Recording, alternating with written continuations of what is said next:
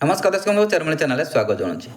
आज आपण मानक कहबी यही गछ तो आपण मैंने देखिपे जदि जंगल एरिया आपण मैंने अच्छा यही गछ जंगल में खोजिले सहजरे मिल जाव।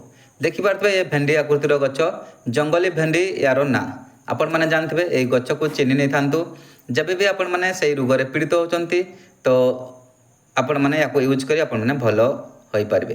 तो आपण मैंने कौ रोग यूज करेंगे से कथा जानवा निहाती चैनल लाइक करी सब्सक्राइब करनी ये चेरमूली भिड देखापी आप गछ चिन्ह औषध जानापी। तो आपण मैंने देखिपे ये श्वेतपदर रोग या यूज कराए जोटा धला पानी एवं सफेद पानी जोटा कहते श्वेतपदर रोग रे स्त्री झील मानक होता है से रोग या यूज कराए। तो आपण मैंने यही गछ को जंगल एरिया बहुत मिलता है आपण मैंने देखिथे से गछर चेर को आपण मैंने अधा केजी बा केजीए खोली आनतु ताकू सफा कर धोई खरारे सुखे नियंतु एवं ताकू हेमदस्तारे कुटी पाउडर कर नियंतु।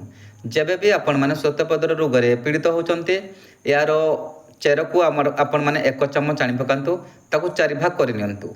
1 भाग मिश्री सहित सकाल सकाल खुला पेटरे आपण माने खांतु 1 घंटा पर्यंत किछि आपण माने खाइबे नै।